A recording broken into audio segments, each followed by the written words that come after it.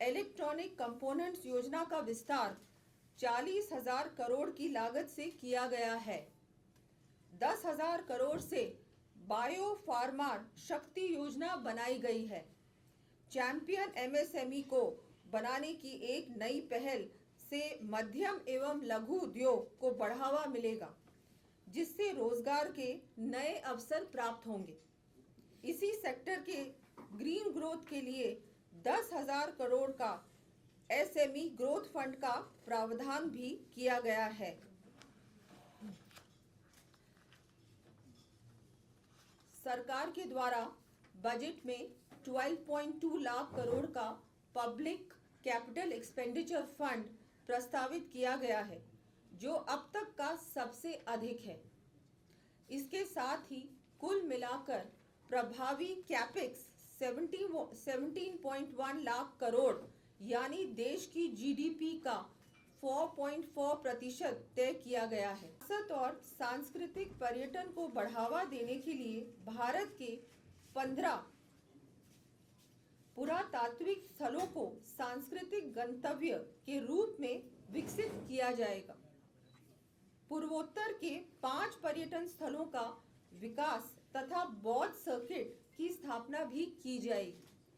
Infrastructure आधारित tourism sector का विकास, पर्यटन स्थलों पर कनेक्टिविटी और सुविधाओं का विस्तार किया जाएगा, जिससे स्थानीय युवाओं और महिलाओं को रोजगार के अवसर मिलेंगे। इस बजट में पर्यटन को केवल मनोरंजन ही नहीं, बल्कि पर्यटन क्षेत्रों के विकास का मजबूत आधार बनाया गया है। अब मैं तीसरे कर्तव्य के बारे में भी आपको कुछ तीसरे कर्तव्य जो कि सबका शिक्षा के क्षेत्र में युवाओं को अच्छी सुविधाएं देने हेतु 5 यूनिवर्सिटी टाउनशिप्स तथा हर जिले में बालिका छात्रावास के निर्माण की घोषणा एक ऐतिहासिक कदम है। विश्व के सबसे युवा देश भारत के युवाओं को बेहतर खेल सुविधाएं देने को प्रतिबद्ध मोदी सरकार के द्वारा अगले 10 वर्षों के लिए खेलो इंडिया मिशन की घोषणा इस बजट में की गई है। इस बजट में पर्यटन क्षेत्र, रोजगार और स्थानीय अर्थव्यवस्था को बढ़ाने का माध्यम बनाया गया है। नेशनल इंस्टीट्यूट ऑफ हॉस्पिटैलिटी की स्थापना की जाएगी। 20 विशेष पर्यटन स्थलों की स्थापना, खगोल विज्ञान को बढ़ावा, 10,000 गाइडों को कौशल प्रशिक्षण दिया जाएगा। सांस्कृतिक, आध्यात्मिक और विरासत महत्व वाले सभी स्थानों के डिजिटल डॉक्यूमेंट्स तैयार करने के लिए national destination digital knowledge grid की स्थापना की जाएगी। इस दिशा में उस दिशा को उसका फाउंडेशन तय कर रहा है हमारा ये बजट, और उसको गति दे रहा है, तेजी दे रहा है। ये जो बजट है जिसमें 3 कर्तव्य है, जिसके एक कर्तव्य के बारे में आपको मैंने कुछ बहुत महत्वपूर्ण बिंदु बताए। अब मैं दूसरे कर्तव्य के बारे में आपको और बताना चाहूंगी। कर्तव्य 2, आम नागरिकों की उम्मीदों को पूरा करना।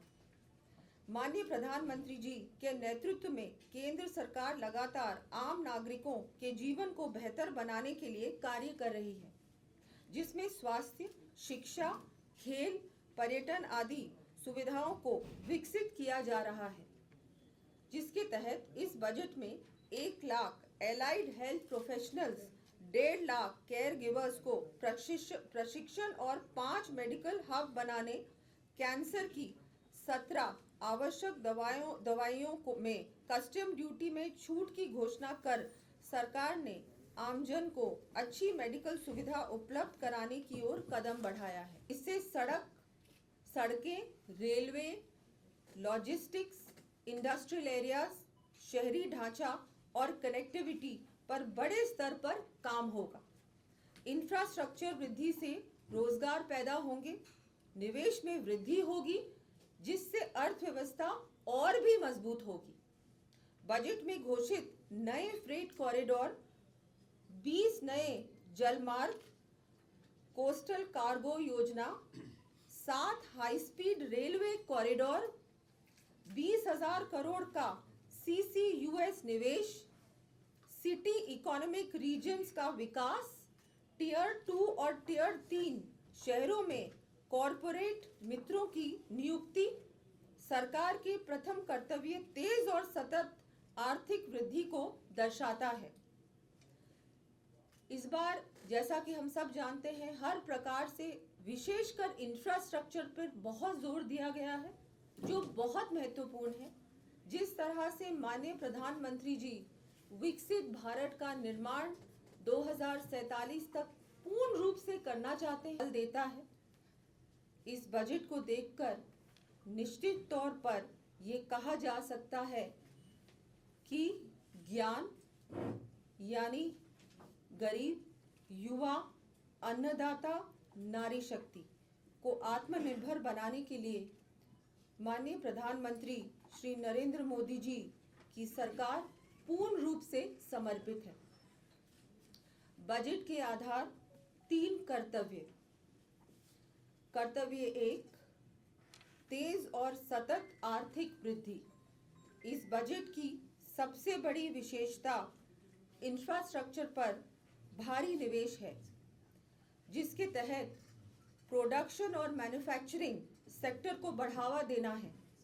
इसके अंतर्गत India semiconductor mission 2.0, rare earth corridor, chemical park, capital goods production को बढ़ावा दिया